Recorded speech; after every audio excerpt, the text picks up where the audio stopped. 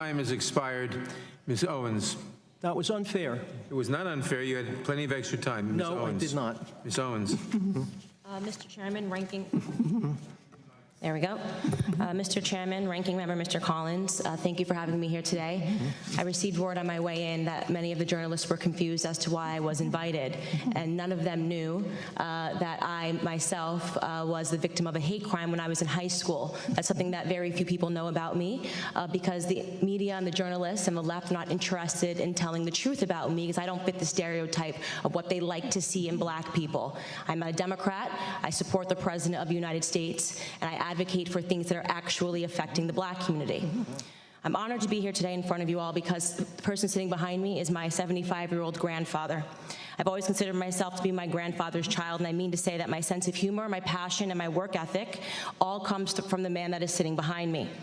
My grandfather grew up on a sharecropping farm in the segregated South. He grew up in an America where words like racism and white nationalism held real meaning under the Democrat Party's Jim Crow laws. My grandfather's first job was given to him at the age of 5 years old, and his job was to lay tobacco out to dry in an attic in the South. My grandfather has picked cotton, and he has also had experiences with a Democrat terrorist organization of that time, the Ku Klux Klan. They would regularly visit his home, and they would shoot bullets into it. They had an issue with his father, my great-grandfather. During my formative years, I had the privilege of growing up in my grandfather's home. It's going to shock the committee, but not once, not in a single breath of a conversation did my grandfather tell me that I could not do something because of my skin color. Not once did my grandfather hold a gripe against the white man. I was simply never taught to view myself as a victim because of my heritage.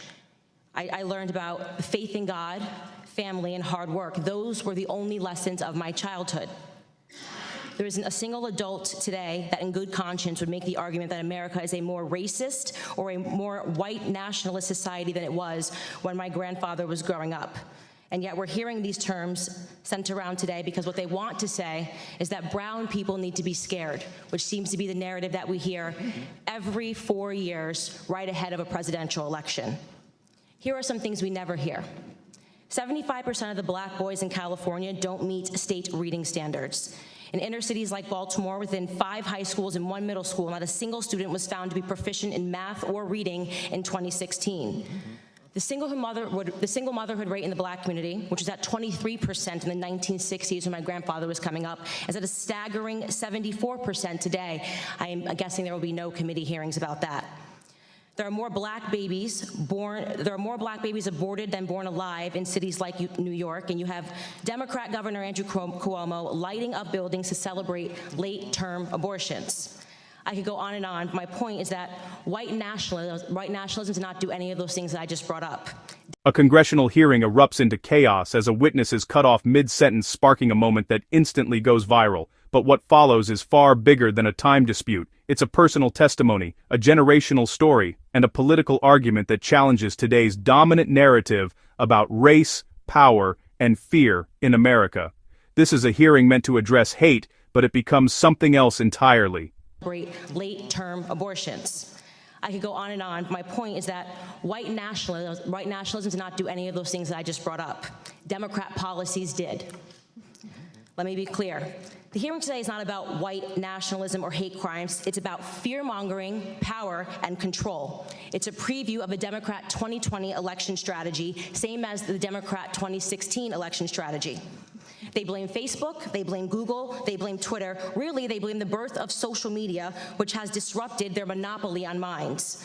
They called this hearing because they believe that if it wasn't for social media, voices like mine would never exist, that my movement Blexit, which is inspiring black Americans to leave the Democrat Party, would have never come about, and they certainly believe that Donald Trump would not be in office today. Looking on the next thing to focus on now that the Russian collusion hoax has fallen apart.